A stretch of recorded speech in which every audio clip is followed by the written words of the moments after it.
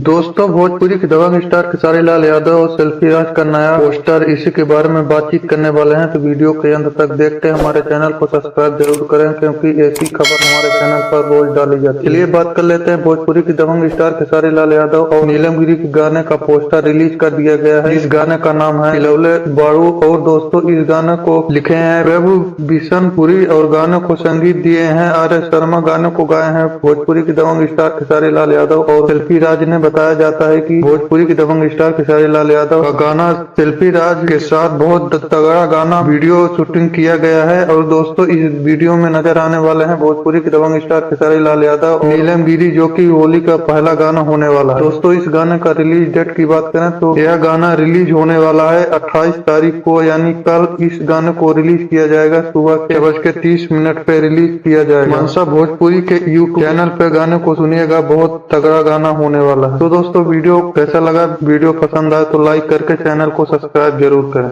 धन्यवाद।